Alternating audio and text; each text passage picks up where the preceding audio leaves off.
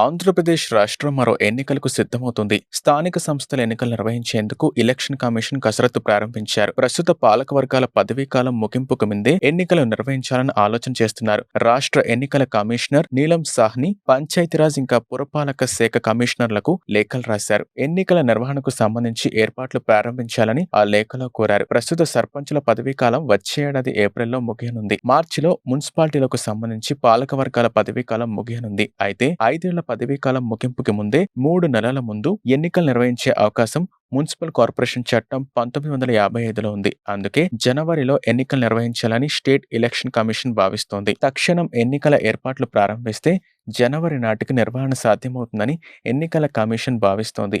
October 15లోగా రిజర్వేషన్ల ప్రక్రియ పూర్తి చేయాల్సి ఉంటుంది. వార్డుల వారీగా ఓటర్ల జాబితాల్ని అక్టోబర్ 16 నుంచి నవంబర్ 15లోగా ప్రచురించాలి. నవంబర్ 1 నుంచి 15లోగా ఎన్నికల అధికారుల నియామకాన్ని చేపట్టాలి. నవంబర్ 16 నుంచి 30 లోపు పోలింగ్ కేంద్రాలను ఖరారు చేయాలి. డిసెంబర్ 15 లోపు రిజర్వేషన్లు ఖరారు చేయాలి. డిసెంబర్ చివరి వారంలో అన్ని రాజకీయ పార్టీలతో సమావేశం నిర్వహించి 2026 జనవరిలో ఎన్నికల నోటిఫికేషన్ అదే నెలలో ఫలితాలు ప్రకటించేలా చేయాలన్నదే ఎన్నికల కమిషన్ ప్రణాళిక.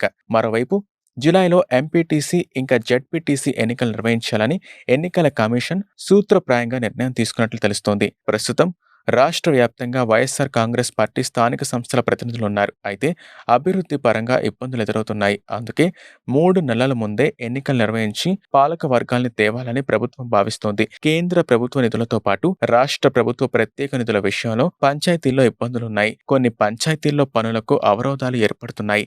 మొత్తం మీద వచ్చే ఏడాది స్థానిక సంస్థల ఎన్నికలు జరగడం ఖాయంగా తెలుస్తోంది.